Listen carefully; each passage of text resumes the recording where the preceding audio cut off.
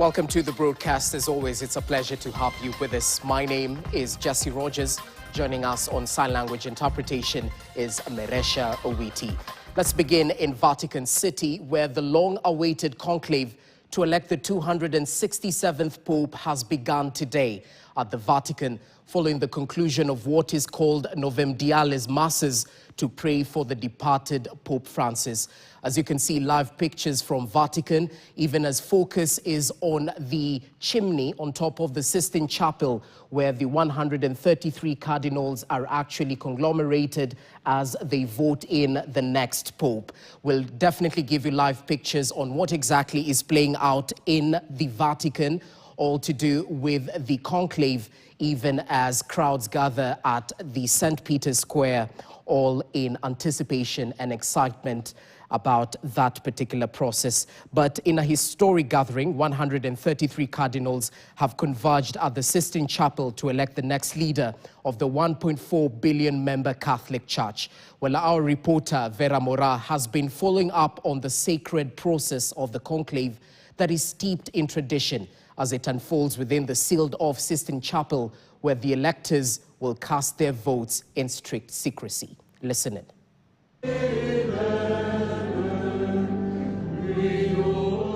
The College of Cardinals, a group of the most senior clergy in the Catholic Church, attended a solemn Eucharistic celebration. The 133 red-robed cardinals from all over the world proceeded in a solemn procession to the Sistine Chapel. Deus adiuvet, et ec sancte Dei Evangelia que manu mea tang. Each cardinal elector took oath. Through this oath, they commit, if elected, to faithfully fulfill their role as the shepherd of the universal and apostolic church.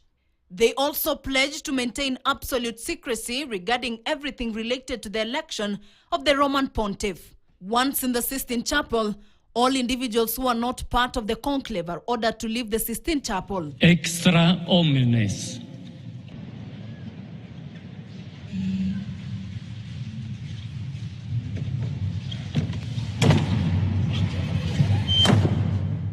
With the chapel now sealed off from the outside world, the electors have begun casting their votes in strict confidentiality.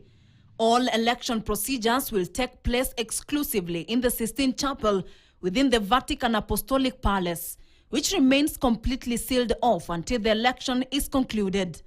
Throughout the election process, the cardinal electors are barred from sending letters or engaging in conversations or follow radio or television broadcasts. They're also not allowed to make phone calls except in cases of extreme urgency. The conclave is expected to take 3 days with 4 ballots each day, 2 in the morning and 2 in the afternoon. After 3 days, if the electors fail to reach an agreement on a candidate, which is at least 87 votes out of their 133 votes, which is 2/3 of the votes, a break of 1 day is allowed for prayer and free discussion among electors before resuming. Outside the Sistine Chapel to St. Peter's Square, thousands representing the world watch closely, awaiting the first signs of smoke rising from the Vatican chimney. If the smoke is black, no new pope has been chosen. If it is white, a decision has been made. Then they will announce. Habemus Papam. Meaning, we have a pope. Once a pope is elected, he will be led to the Room of Tears, a small room next to the Sistine Chapel where he dons the white purple vestments for the first time. Soon after, the next pope will emerge onto the balcony to greet his flocks. The cardinal electors face a task to choose a pontiff who will follow in the footsteps of Pope Francis, or one who will guide the Catholic Church down a more traditional path. Until then, the anticipation continues to build as history unfolds within the sacred walls of the Sistine Chapel.